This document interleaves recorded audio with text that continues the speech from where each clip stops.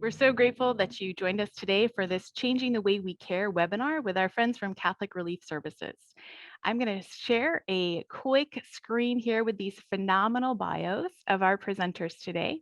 And I'm not going to read them all, but I do just want to make some quick highlights. I also want to say what a great gift it is when our members, through our superiors, provincials, and other leaders of men's religious communities, connect us with individuals like those that you'll be hearing from today. So this workshop came about as the result of a superior connecting with me and saying, I had this wonderful conversation with Erica. I think that CMSM should be at the front of this work that's happening around protecting children and ensuring that there are really bright futures for our brothers and sisters in Christ around the world. And so as a series of conversations continue to happen, we said, let's put together an educational webinar where we can really present the concepts of the campaign, and then CMSM members can work together, and hopefully I can support you to be able to make this a reality around the globe. So today, just briefly with us, we have Vivia Iglesias. She has a tremendous history, as you can see in the bio, having worked for the Catholic Diocese of St. Petersburg and serving through CRS as the primary contact for organizations like CMSM, Focus, and so many other wonderful Catholic collaborators. Erica Dalbradeen is a director for global influence with CRS and is really taking the lead on this Changing the Way We Care initiative. As you can see, she has experience around the globe, including Peru, Mexico, El Salvador, Mozambique, and more. Kelly Bunkers is here with us as a senior technical advisor for this initiative, and she has worked specifically in child protection and care issues for 30 years in over 20 countries, which is just a phenomenal resume and a great testament to the work of CRS and that Kelly's been invested in for years. Mary Beth Edu is also here with us as the senior program manager for faith engagement for the initiative, and she brings 15 years of Catholic international development experience, including in South America and Africa. And so we're so grateful for these four women to be with us today. And I'm going to turn it over to Vivi so that she can go ahead and lead us in prayer as we continue to learn and to grow together today. I will be happy to lead us in prayer today. So we place ourselves in the presence of our Lord as we begin in the name of the Father, the Son, and of the Holy Spirit. Amen. Go forth and set the world on fire. God of heaven and earth, you have fed me your word and sent me forth to love and serve. A missionary you have called me to be, even in my smallness and sin. You choose me to sing the song of your love, the hymn of your mercy, the anthem of your justice. Guide my path, Lord. Send me among the people you have made, whether across the globe or across the street. Give me the grace to be welcomed in and the courage to stand out. May my words compel as they invoke your spirit. May my acts shine as they demonstrate your faithfulness. Though I may falter, help me to rise again, doing your will always. And when I depart, may they say, that one was different. That one knew the Lord. Amen. In the name of the Father, the Son, and the Holy Spirit. Amen. So thank you so much for joining us today. Again, my name is Vivia Iglesias. I'm the National Advisor for Partnerships with Catholic Relief Services. Catholic Relief Services was founded in 1943 by the Catholic bishops of the United States. CRS is the official international humanitarian and development agency of the Catholic Church in the United States. We're motivated by the gospel as we promote integral human development, responding to major emergencies, fighting disease and poverty, and nourishing peaceful and just societies. We serve Catholics in the United States as they live their faith in solidarity with their brothers and sisters around the world. So our faith calls us to take action and impact a transformational way and impact in that way our strategy, and it considers of a holistic approach to these solutions. In the United States, guided by Catholic social teaching and integral human development, our work addresses the global connections in which true transformational change should occur, influencing global systems and structures addressing the root causes of injustice. So our Vision 2030 strives to help people achieve dignified and resilient livelihoods and landscapes that are flourishing, helping children achieve their God-given potential, developing and safe and nurturing families, and empowering youth. So our goals brings us to work for just and peaceful societies, ensuring that we accompany those in need when facing disasters. So creating a movement in the United States.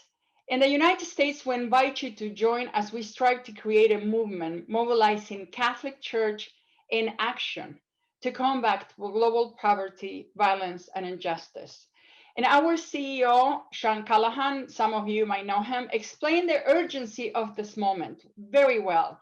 It is possible, he says, to glean anything positive from the pandemic. It could be a growing awareness that across the borders of the world, we are one human family.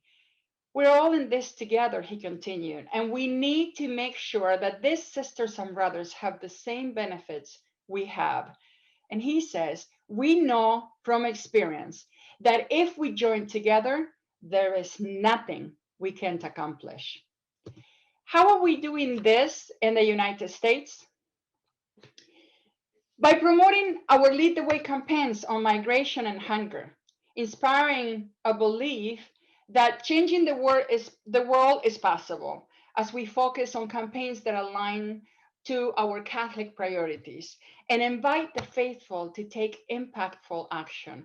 And through the creation of CRS chapters, as you see, they are communities of CRS supporters whose collective impact is measurable and that cultivates a deep sense of belonging. CRS will commit to form and equip CRS supporters to take meaningful action towards ending global poverty. Through this focus, Lead the Way campaign, that's their title, we will learn about the most pressing issues, inspire others, and invite them to act in ways that make a difference. CRS chapters, one of those programs that I shared with you before, are a nationwide structure. So nationwide, a nationwide of small communities committed to issues related to CRS efforts and who take on an even deeper commitment in their work on pressing global concerns. This chapter's launched over a year ago. We have over 300 members across 17 states, and we have seen real progress in our work for the common good. With ongoing support and formation, CRS communities, leaders, and members engage regularly in our campaigns and advocacy issues. CRS Lead the Way campaigns are a great way to stand with the most vulnerable during this global pandemic and beyond. If you or your community would like to support CRS efforts and join with us at CRS in leading the way towards a world without poverty, violence, and injustice, through prayer, advocacy, and reflection, I invite you and your communities to text the words "Lead Now" to the number 30644. This is a great way to take the pledge and engage on global issues throughout the year. I invite you to consider taking these actions and build a movement with us. Erica? Thanks, Vivi. Hello to all of you. My name again is Erica Dalbradeen, and it's a real privilege to have this opportunity today. Thank you for taking the time.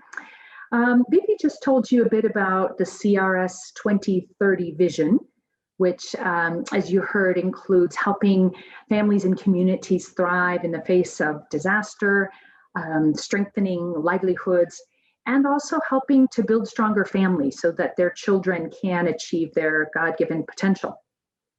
And she also talked about the other side of our work, which is mobilizing Catholics in the US to work against global poverty, violence, and injustice. And I hope that CMSM will have the opportunity to engage with some of those campaigns and chapters that Vivi told you about.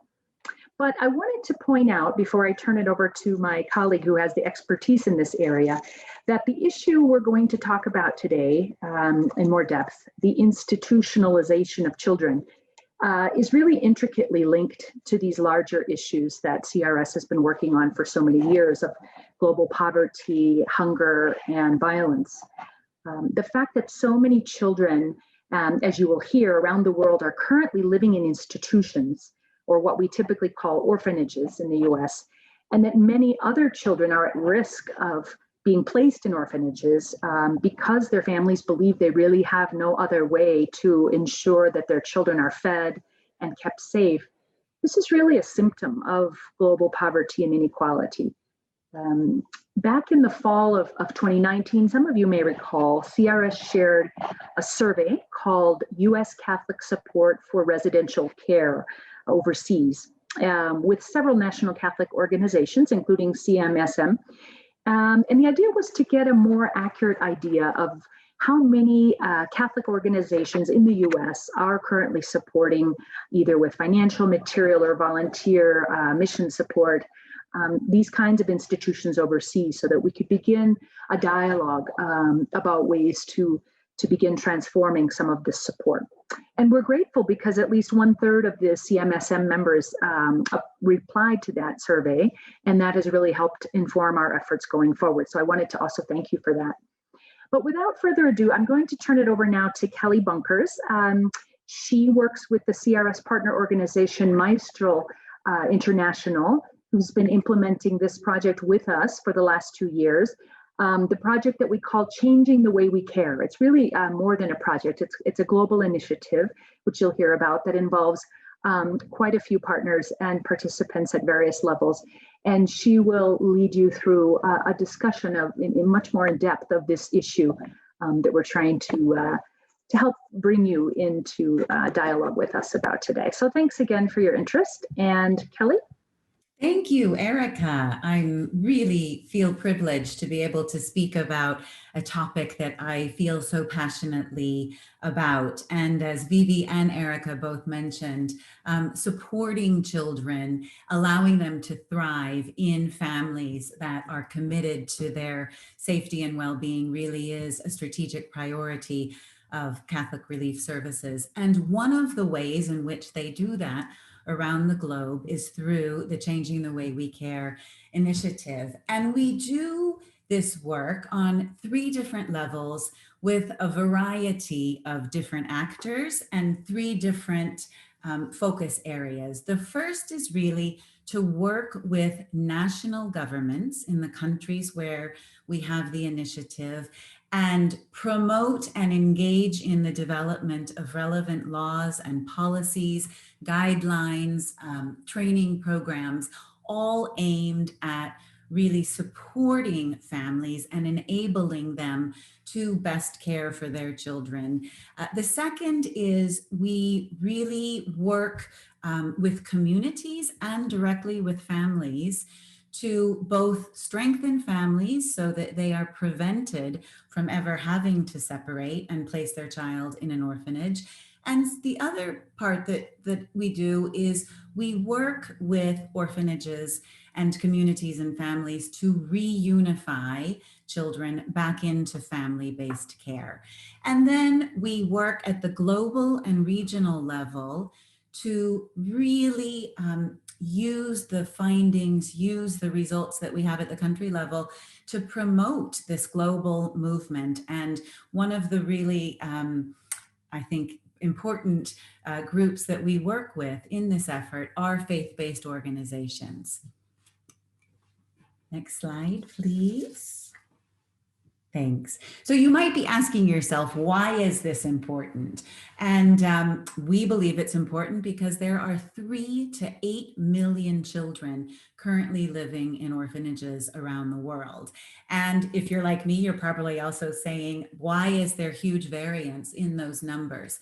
And it's really because many countries around the world have weak or nascent systems that keep track of the number of orphanages in the country, as well as the number of children in care. So this is our best guesstimate based on the data that we have.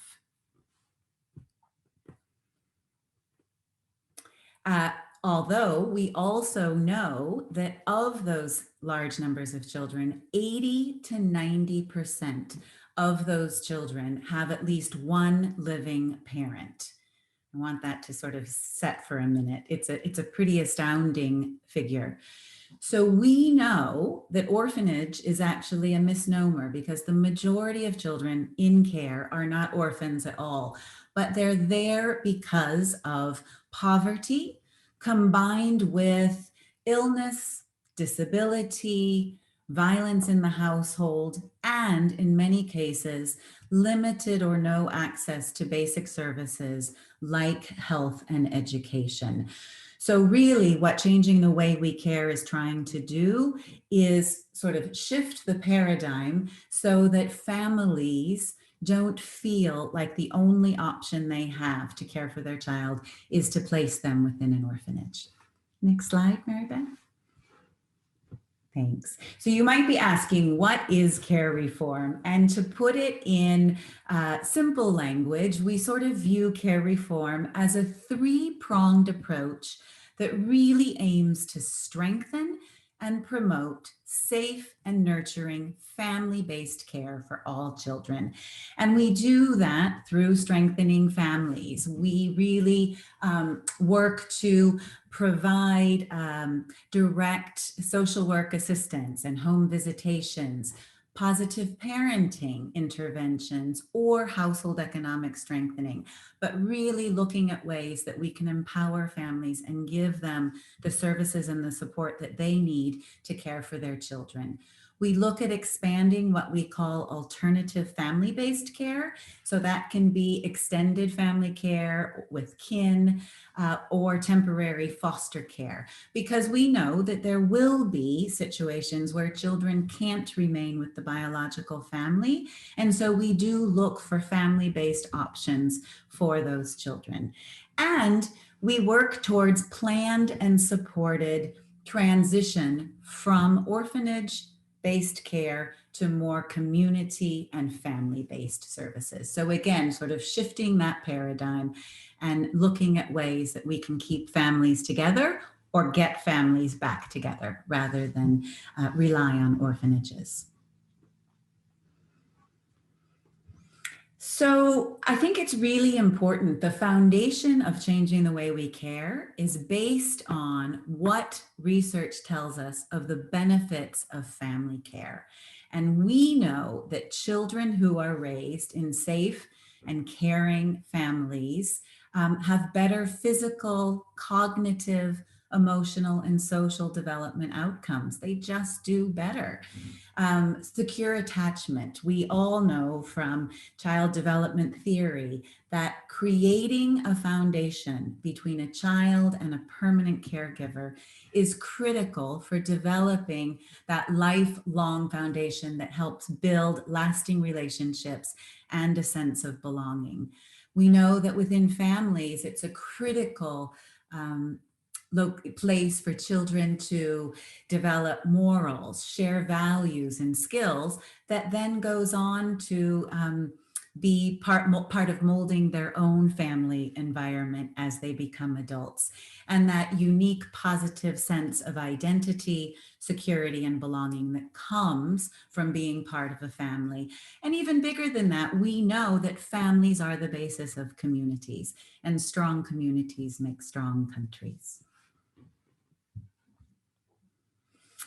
This is a photo I just love because I think it's really just a beautiful way to express, I think, what all of that research was trying to say. But this relationship, we call it serve and return, that is so critical in a child's positive development. This is an MRI of a mother kissing a child's head, and the sheer act of that really triggers something in the brain. And so we've learned that this kind of engagement, this reacting positively and and interacting with a child not only stimulates positive brain development, but it releases a hormone that is responsible for developing positive attachment and a sense of security. So really changing the way we care is about trying to build this in as many families as possible.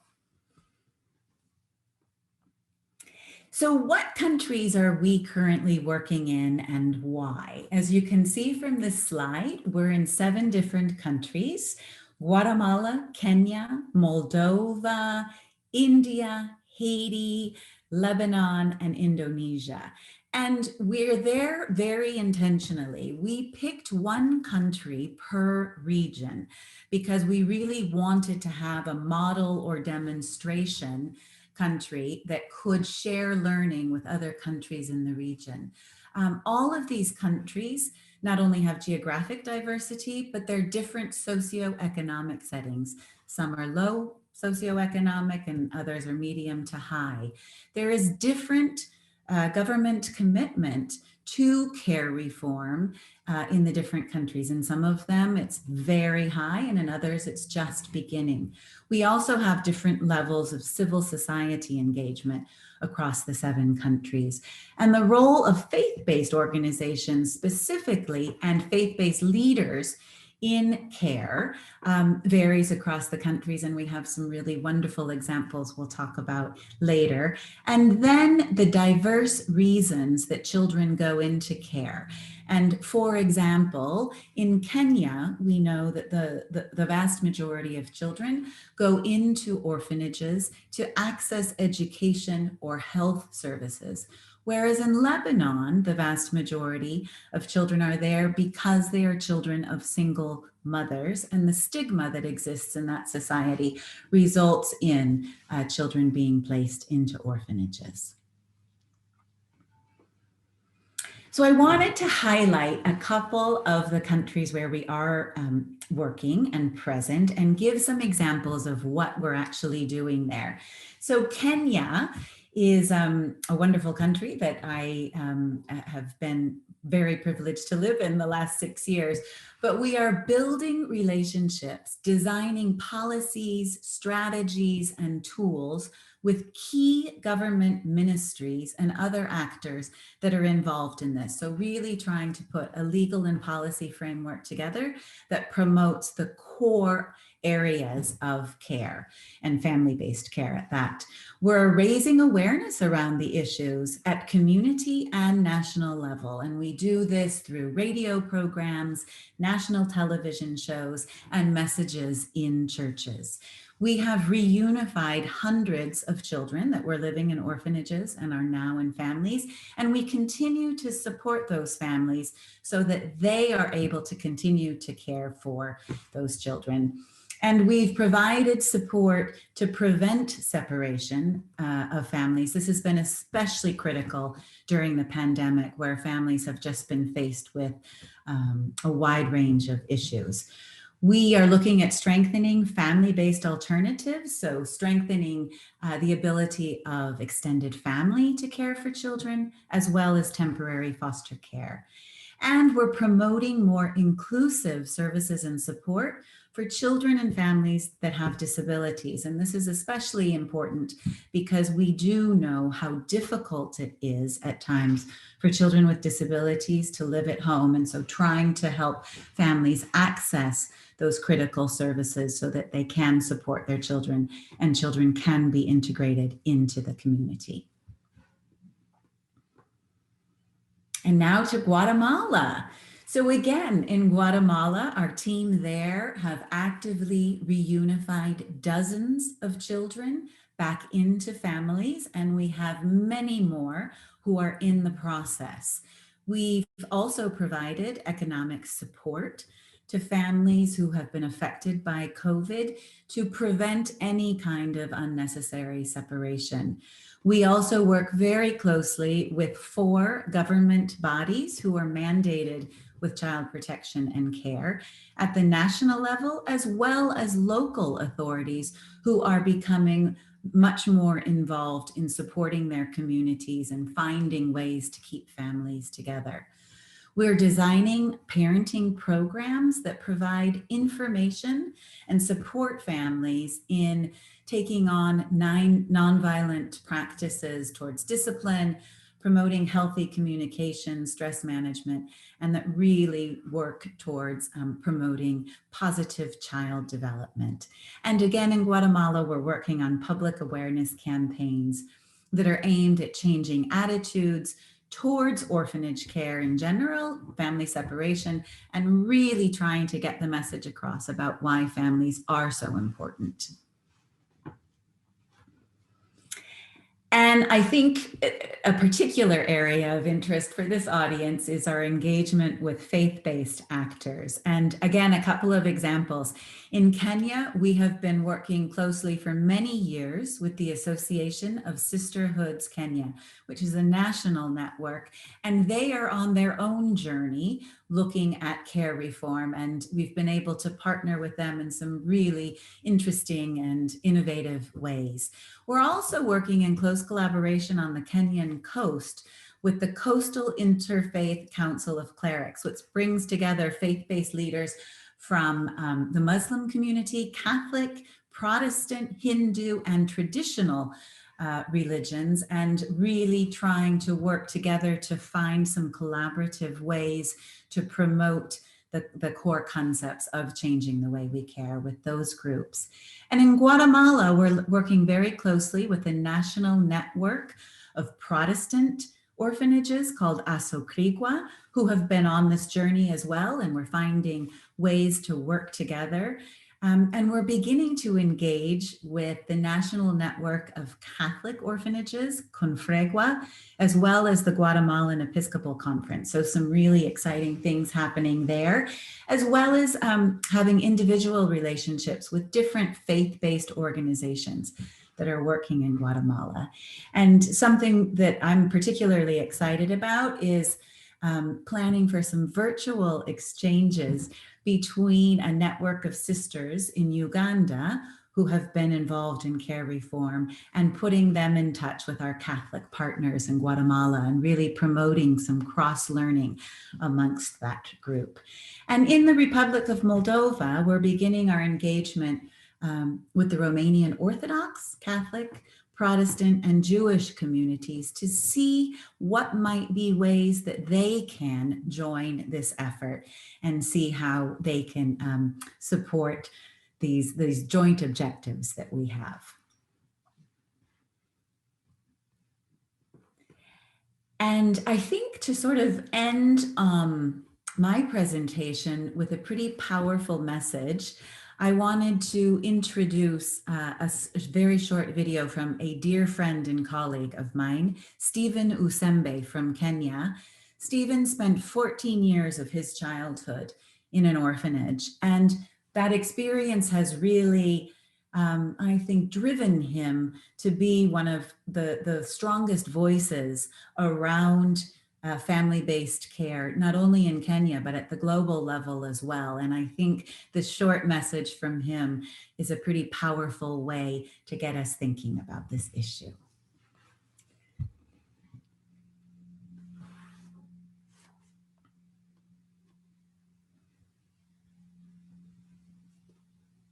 I always reflect and I always look around and see young people who don't have a sense of belonging, don't have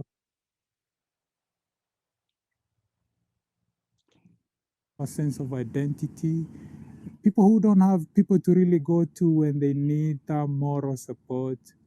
I think for me, those are the biggest challenges. I mean, you want a person in your life whom you can depend on, whom you can call a family. You need a person in your life whom you can identify with, you know, and feel that you belong somewhere. Because, I mean, institutions are not normally constructed to give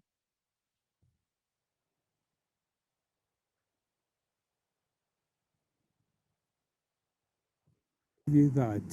They're constructed.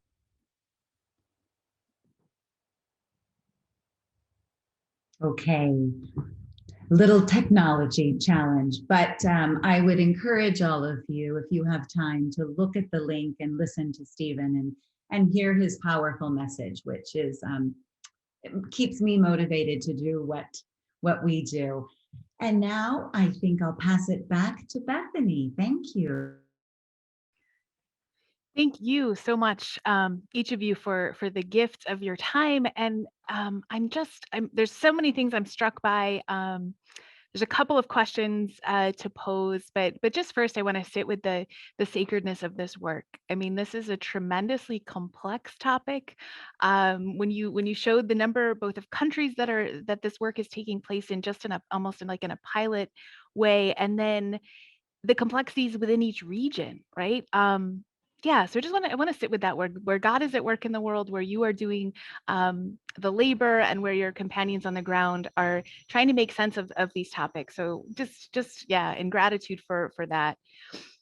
I'm sitting here and I'm thinking about our members who are superiors, they're leaders, right, of men's religious communities across the country, and I think of a couple of ways that they would intersect with this, right? So one is very simple: the religious order may in fact run an orphanage in one of the countries that you've listed, or in another area. I'm also thinking of, say, for example, a religious order that runs a university or a high school that fundraises for an orphanage, right? Or sends volunteers on mission. So I can think of a women's religious order I went to El Salvador with, where part of our mission time, right, was to visit an orphanage, and it was part of our week of service.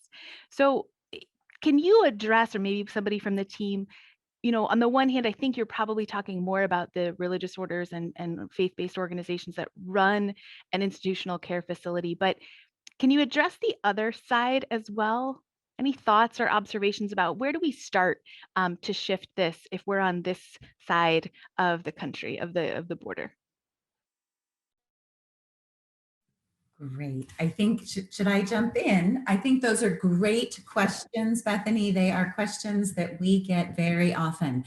And I think I will focus on the school and university issue and volunteerism. I think that is something that we're learning more and more about. And I think that first and foremost, we need to always recognize that this is done with the best of intentions. And we are grateful for that. I think, though, what we are learning is that often the volunteers and is more of a driver that helps keep orphanages open and or promotes the expansion or the growth of orphanages. And so it actually, whilst I think it's sometimes beneficial to the people who are volunteering, to the broader effort to promote family-based care, it's sometimes goes against that. And I think one of the most important things that I've learned in the years I've been working is hearing directly about volunteering from children who have been in orphanages, and just recognizing that while sometimes it's an exciting day of visitors or gifts or celebrations, the volunteers get to go home and go back to their families, and the children are left behind. And I think that I've heard some really powerful stories from care leavers about how painful that is, and that what they really wished is that volunteers would have put that energy and put those resources and enthusiasm towards supporting families and communities so that children could stay in care. So I do think there are some interesting and useful resources on this topic. There really is a global movement that aims to redirect that goodwill and support family-based care over orphanages. Can I jump in here for a moment? You mentioned what can we do in this side of the border, and this side and the United States. And we talked about the campaigns, and we talked about how CRS is trying to promote campaigns on the issue of migration, the issue of hunger. This also causes a lot of children to be in those care facilities. And as Kelly mentioned before, families are forced to put their children in these facilities. But what we can do here with universities, high schools, is create that movement from here where we advocate for just policies, where we raise our prophetic voice on behalf of those families. So what we do here impacts them there. So we are not powerless. We can do something here without needing to go to do those mission trips. We can use our power, our voice, and our presence in supporting the campaigns, Lead the Way on Hunger, Lead the Way on Migration, learn about them. And also I invite all of the men superior to see if their schools or their communities can create those small communities. They do work for the help in that way. Without, not all of us can go to India and live 3 years there as a missionary, but a lot of us can work and act supporting those type of efforts. Vivia, I would just, I think that's sorry. really, no, I was just going to say, I think that's really helpful because as Catholic Relief Services has shifted their model, right, your model, to the idea of a chapter, it does allow any number, you know, it doesn't have to be your parish. You could be a graduate of, you know, a Catholic university and connect, right, with an alumni chapter network. So I think there is just possibilities. It's a matter now of Catholics in the United States learning, right, how to do this. Correct. And they're not, the chapter is a title that we give it, but they're really communities acting on the response to the gospel call. And that's what we want. We want Catholics responding and in their own capability, which in this case could be a small community that is praying, reflecting, and acting in a way that is impactful overseas and supporting the work that all of us, because all of us are doing something, not only CRS, but also the religious communities that we have here watching. They have missionaries, they have programs everywhere. So the prayer, the reflection, and the acting in this side helps a lot on the other side of the world. And across the street, we have to remember the person across the street. I was just going to add briefly that, you know, we're not asking people to end all of their mission trips.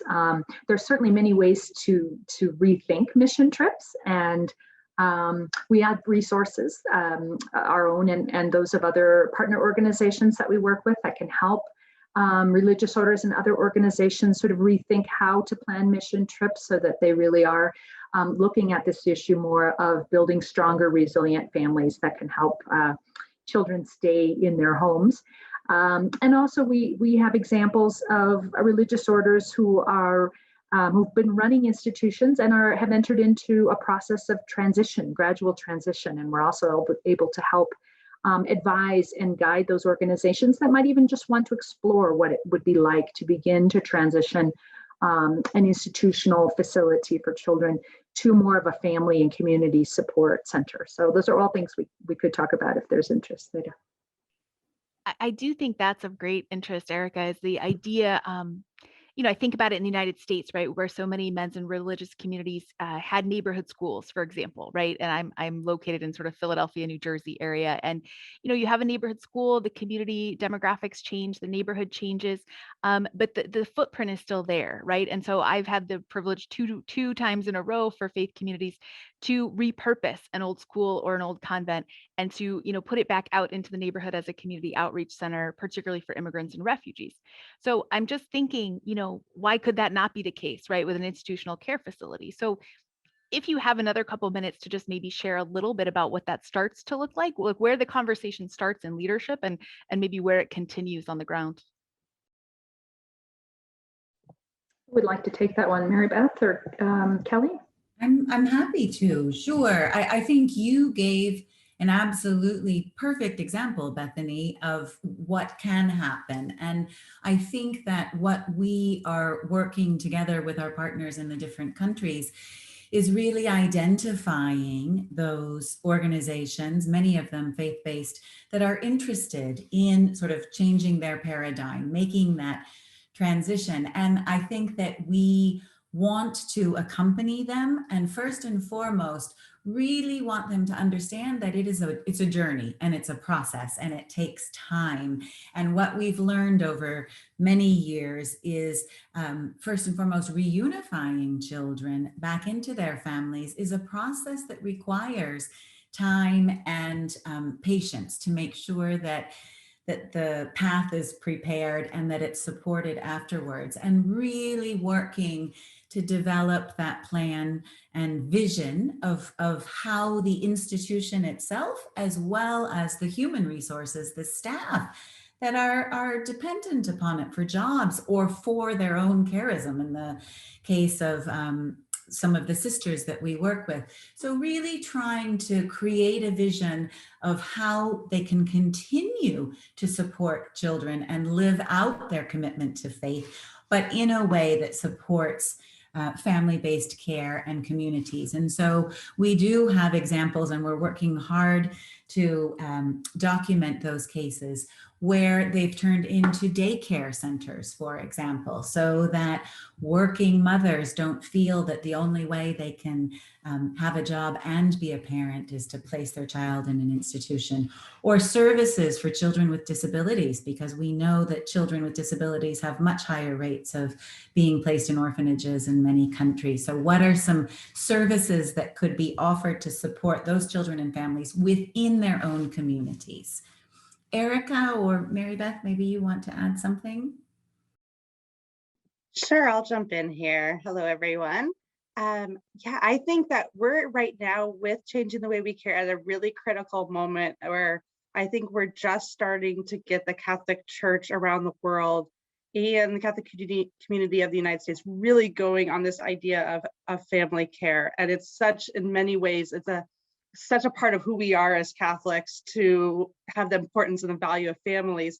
But we have such a history of it as the Catholic Church of caring for children, caring for vulnerable children, but doing that often in an institutional setting. So I think it's a critical moment that we have for religious orders to be able to take a leadership role here in the United States as well as overseas in helping to shift that kind of supply of volunteers, supply of the funding, but we would not want to shift the funding immediately and leave places that are caring for kids high and dry, but really having people here in the United States start asking, hey, we have concerns about the kids that are in care. How can we foster a change and a dialogue with that facility on the ground? So I just think that men and women religious are uniquely placed, incredibly so, to be able to both help with the transition and consideration for different ways of doing things overseas, but also with answering questions people have here about how we best can care for kids in a meaningful way, and to use our time, treasure, and talent in ways that really invest in the total well-being of the family and of children. Something I heard, and I think it's comparable to the United States, but I'd love to just get some clarification. You talked about, kinship networks, kinship care, which I think is so critical. Certainly, we've seen that transition here in the U.S. We're talking about, kind of the same thing you would do, like if I'm writing a letter for a friend of mine who's going to become a foster parent, right? Like I'm helping to kind of say, like, they're doing the best they can. They have the space in their facility, they're in their home for this child to leave a facility. Background checks. I mean, those are the kinds of things you're talking about with the kind of foster, either the foster system or something that is kinship care. Is that correct? That's absolutely correct, Bethany. I think we've got an expert on our hands here. You're giving excellent examples. I think just to give a little bit more around kinship care, because that's an area, especially in Kenya where we work, but all over the world. Kinship care, that is a traditional form of child care. If I'm not able to care for my child, then they might go to their grandmother's house or an auntie's house. But what we also know is that those traditional support systems are also facing stress. And we've seen that with COVID-19, for example. So it's finding ways that we can identify, reach, and support those families, those kinship families, so that they are also able to continue, because we have seen a lot of those families that are saying, I don't have the resources, like I don't have the ability to do this. On a positive note, I did give that example about hundreds of children being reunified in Kenya. And it's very interesting, the number of children within that group that actually were reunified with grandparents. So really recognizing that that is a significant number of families that are caring for children, but we need to be, we meaning the collective, we need to be better about finding ways to support them so that they're able to do it successfully.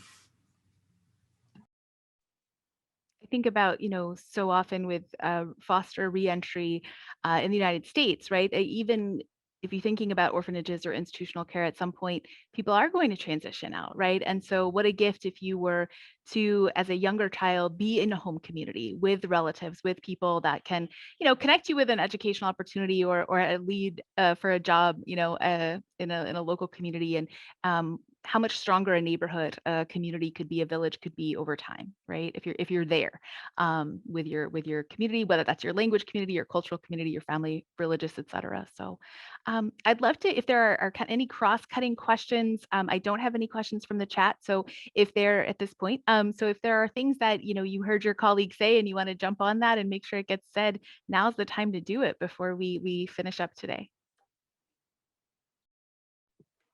Maybe just to mention, you mentioned young people leaving foster care, and Kelly mentioned the term care leaver, which, after 20 some years in CRS working in various areas around the world, this is a fairly new issue for me. I've come to this initiative. And so a lot of these terms were new for me, but the term care leaver refers to somebody who has been in institutional care for many years, like Stephen.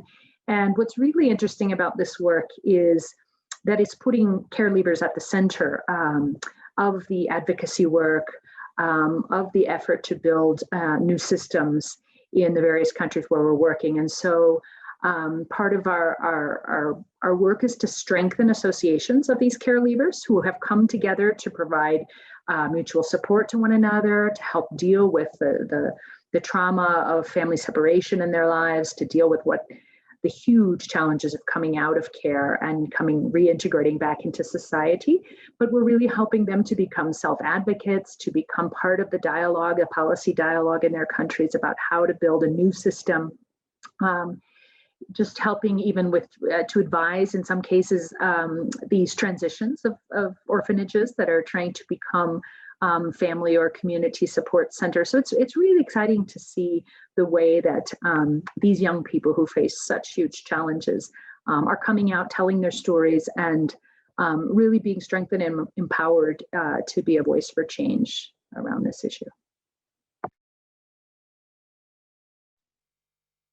That's exciting. And I caught the term care leaver earlier, and I meant to ask for clarification. And so I appreciate that. That's helpful. Thank you. Mary Beth, did you want to share? A screen. We have a closing screen, I think, about collaboration. Is that right?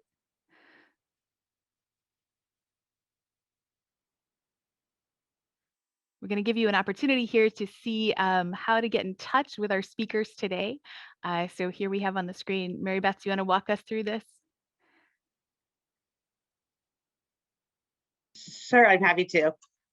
Sorry, I apologize. I'm working with a new laptop that is very sensitive with the touch, and so it's been a little struggle.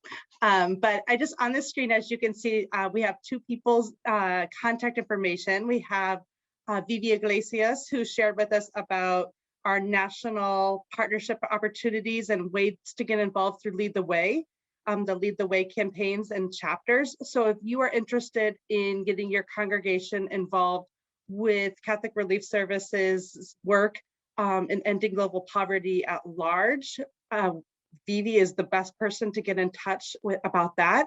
Her contact information is right there, her email address and her phone number, and also the Lead the Way website on crs.org. And then my contact information is up at top, Mary Beth Edu, and I work solely focused now on this Changing the Way We Care initiative.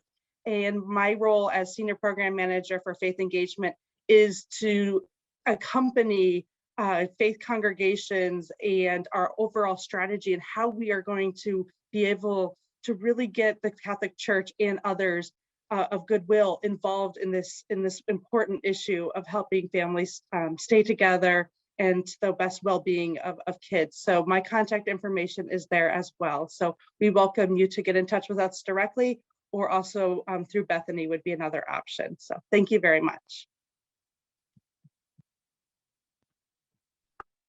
Thanks so much, Mary Beth.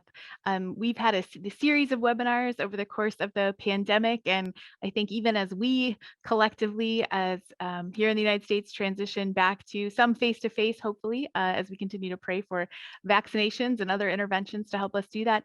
You know, these spaces have been invaluable to be able to bring all of these topics of justice and peace together for our members of the Conference of Major Superiors of Men and our collaborators.